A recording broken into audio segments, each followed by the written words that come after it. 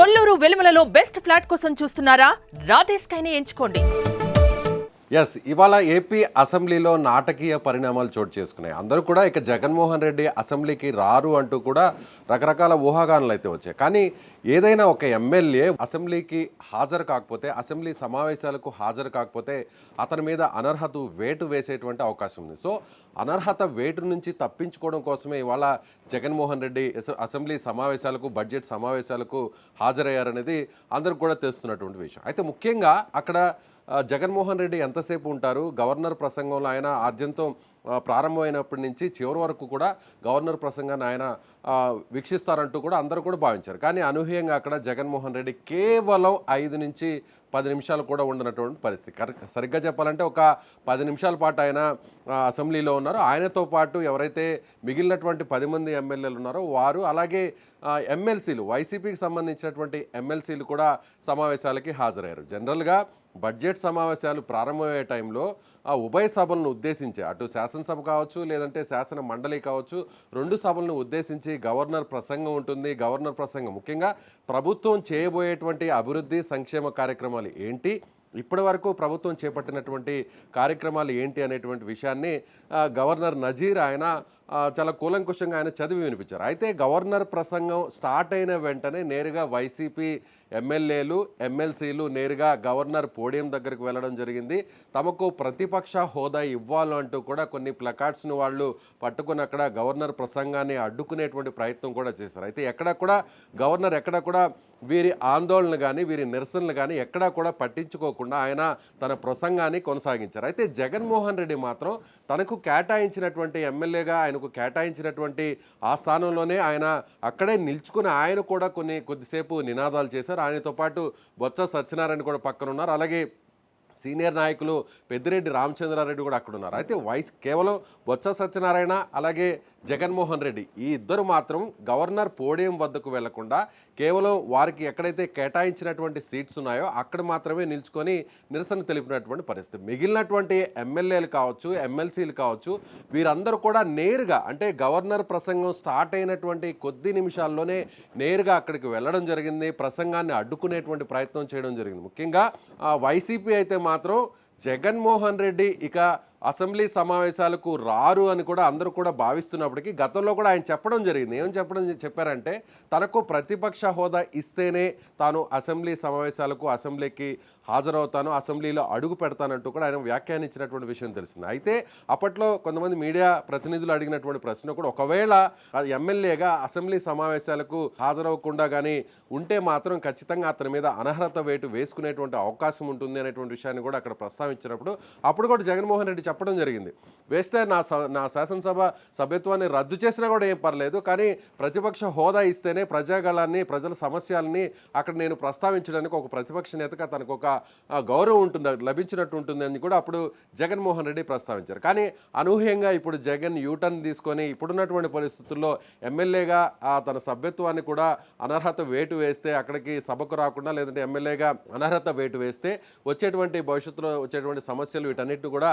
బేరీజ్ వేసుకొని ఇవాళ మాత్రం ఆయన ఒక్కరోజు మాత్రమే అసెంబ్లీకి హాజరవుతారు, అది కూడా గవర్నర్ ప్రసంగంలో మాత్రమే ఆయన అక్కడ ఉంటారంటూ కూడా అందరూ భావించారు. కానీ గవర్నర్ ప్రసంగం కొనసాగినంతసేపు కూడా అక్కడ జగన్మోహన్ రెడ్డి ఉండలేకపోయారు. కేవలం ఆయన 5 నిమిషాల పాటు మాత్రమే అసెంబ్లీలో ఉన్నారు. ఆ సమయంలో అక్కడ చంద్రబాబు ఉన్నారు, అలాగే పవన్ కళ్యాణ్ ఉన్నారు, మంత్రులు ఉన్నారు, లోకేష్ ఉన్నారు, అందరూ కూడా ఉన్నారు. అయితే జగన్మోహన్ రెడ్డి ఎక్కడా కూడా అటు ముఖ్యమంత్రిగా ఉన్నటువంటి చంద్రబాబుతో కానీ, అలాగే ఉప ముఖ్యమంత్రిగా ఉన్నటువంటి పవన్ కళ్యాణ్తో కానీ వారికి నమస్కరించడం కానీ, అదేవిధంగా అభివాదం చేయడం కానీ, ఇక లోకేష్ కానీ వారికి అభివాదం చేయడం కానీ ఎక్కడా కూడా కనిపించలేదు. మనకు అక్కడ అసెంబ్లీ సమావేశాల దృశ్యాలను ఒకసారి మనం ఆ ఫుటేజ్ని కానీ చూసినట్లయితే నేరుగా సభ స్టార్ట్ అయిన వెంటనే తన ఎమ్మెల్యేలు, ఎమ్మెల్సీలతో జగన్మోహన్ రెడ్డి నేరుగా లోపలికి రావడం జరిగింది. తనకు కేటాయించినటువంటి ఆ సీటు వద్ద ఆయన కాసేపు కూర్చొని ప్రసంగం స్టార్ట్ అయిన తర్వాత వెంటనే నిలబడడం జరిగింది. ఆయనతో పాటు బొత్స సత్యనారాయణ పక్కన ఉన్నారు. మిగిలినటువంటి ఎమ్మెల్యేలు, ఎమ్మెల్సీలు నేరుగా అక్కడి పోడియం వద్దకు వెళ్ళిపోయినటువంటి పరిస్థితి. సరిగ్గా అక్కడ 5 నుంచి 10 నిమిషాలు నిరసన తెలిపిన తర్వాత ఈయన కూడా కొద్దిసేపు తమకు ప్రతిపక్ష హోదా ఇవ్వాలి ఇవ్వాలి ఇవ్వాలి అంటూ ఆడ కొద్దిసేపు మాత్రమే తన సీటు వద్ద ఆయన నినాదాలు చేశారు. ఆ తర్వాత ఎమ్మెల్సీలు ఎమ్మెల్యేలు అందరూ కూడా బయటకు వెళ్ళిపోయేటువంటి క్రమంలో జగన్మోహన్ రెడ్డి కూడా నేరుగా బయటకు వెళ్ళిపోయారు. అయితే బయటకు వచ్చిన తర్వాత ఆయన మీడియాతో కూడా ఎక్కడ కూడా మాట్లాడేటువంటి ప్రయత్నం అయితే చేయలేదు. మీడియాతో కూడా ఎక్కడ కూడా ఆయన మాట్లాడలేదు. నేరుగా అక్కడి నుంచి కొద్దిసేపు నడుచుకుంటూ బయటకు రావడం, ఆ తర్వాత ఆయన వాహనాల్లో కూడా అక్కడికి వెళ్ళిపోవడం జరిగింది. అయితే జగన్మోహన్ రెడ్డి అంటే ఈ బడ్జెట్ సమావేశాలు మొత్తం 22 రోజుల పాటు జరగబోతున్నాయి. ఇవాళ గవర్నర్ ప్రసంగం ఉంటుంది. గవర్నర్ ప్రసంగానికి అటు ముఖ్యమంత్రి కావచ్చు, అలాగే ఉప ముఖ్యమంత్రి కావచ్చు, ఇతర అన్ని పార్టీలకు సంబంధించినటువంటి శాసనసభాపక్ష నేతలందరూ కూడా తమకు ధన్యవాదాలు అంటే ఆ ప్రసంగానికి ధన్యవాదాలు తెలిపిన తర్వాత సభ క్లోజ్ అవుతుంది తొలి రోజు. ఆ తర్వాత తిరిగి రేపటి నుంచి కూడా బడ్జెట్ సమావేశాలు జరగబోతున్నాయి. ఇవి కూడా 22 రోజుల పాటు జరిగే అవకాశం. అయితే రేపు జగన్మోహన్ రెడ్డి బడ్జెట్ సమావేశాలకు వస్తారా రారా? మనకు అందుతున్నటువంటి సమాచారం ప్రకారం చూస్తే ఇక మళ్ళీ కూడా ఆయన మరొక 6 నెలల పాటు బడ్జెట్ సమావేశాలకు వచ్చేటువంటి పరిస్థితి లేదు అనేది చాలా క్లారిటీగా మనకు అర్థమవుతుంది. కేవలం అనర్హత వేటు నుంచి తప్పించుకోవడం కోసం మాత్రమే జగన్మోహన్ రెడ్డి ఇవాళ రావడం జరిగింది. అది కూడా గవర్నర్ ప్రసంగం అంటే ఒక రెస్పెక్ట్గా, ఒక మర్యాదపూర్వకంగా వచ్చినట్టు భావించవచ్చు. తాను ఏదైతే సవాలు విసిరానో, తాను ఏదైతే శపథం చేశానో, ప్రతిపక్ష హోదా ఇచ్చేంత వరకు తాను అసెంబ్లీలో అడుగు పెట్టనట్టు జగన్మోహన్ రెడ్డి ఏది చెప్పాడో ఆ మాట నిలబెట్టుకున్నట్టు అవుతుంది. మరొక వైపు గవర్నర్ ప్రసంగం కాబట్టి సభకు వచ్చినట్టు కూడా ఉంటుంది. మరొక వైపు డిస్క్వాలిఫికేషన్ నుంచి కూడా తప్పించుకున్నటువంటి పరిస్థితి కూడా ఉంటుంది అనేది మనకు అర్థమవుతుంది. సో ఓవరాల్గా చూసినట్లయితే జగన్మోహన్ రెడ్డి సభలోకి వచ్చారు, ఎట్టకేలకు సభలో కొద్ది నిమిషాలు ఉన్నారు, బయటికి వెళ్ళిపోయారు. ఆయన ఎక్కడా కూడా ఎవరితో కూడా అభివాదం చేయడం కానీ, అక్కడ కనీసం ఇతర పార్టీల ఎమ్మెల్యేలతో లేదంటే వేరే ఇతర నేతలతో, వైసీపీ నేతలతో తప్ప ఎక్కడ కూడా మాట్లాడినటువంటి సందర్భం. అయితే జగన్మోహన్ రెడ్డి వైసీపీ ఎమ్మెల్యేలు నినాదాలు చేస్తున్నటువంటి క్రమంలో, నిరసన తెలుపుతున్నటువంటి క్రమంలో చంద్రబాబు అక్కడ కాస్త చిరునవ్వుతో ఉన్నటువంటి దృశ్యాలు కూడా అక్కడ కనిపిస్తున్నాయి. అలాగే పవన్ కళ్యాణ్ కూడా మౌనంగా అక్కడ జరుగుతున్నటువంటి సన్నివేశాలని అన్నింటిని కూడా ఆయన చూస్తూ మౌనంగా ఉన్నటువంటి ఆ దృశ్యాలు కూడా మనకి ఫుటేజ్లో కనిపిస్తున్నారు. అలాగే నారా లోకేష్ కూడా అటువైపు కూడా చూడకుండా నేరుగా గవర్నర్ వైపు, వీరందరూ కూడా వైసీపీ ఒక ఆందోళన చేస్తున్నప్పటికీ ఎవ్వరు కూడా అటువైపు కన్నెత్తి కూడా చూడలేదు. అందరూ కూడా గవర్నర్ ప్రసంగాన్ని ఆలకిస్తున్నారు, వింటున్నారు.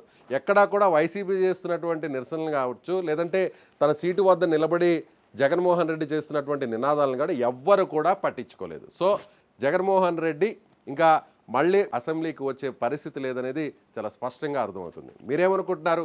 జగన్మోహన్ రెడ్డి సరిగ్గా జూన్ 21వ తారీఖున ఎమ్మెల్యేగా ప్రమాణ స్వీకారం చేసిన తర్వాత మళ్ళీ ఇన్ని రోజుల తర్వాత ఆయన ఇప్పుడు అసెంబ్లీలోకి అడుగుపెట్టారు, మళ్ళీ వెంటనే బయటికి వెళ్ళిపోయారు. మళ్ళీ తిరిగి ఎప్పుడు వస్తారనేది మీరేమనుకుంటున్నారో దీని మీద మీరు ఖచ్చితంగా కామెంట్ చేయండి.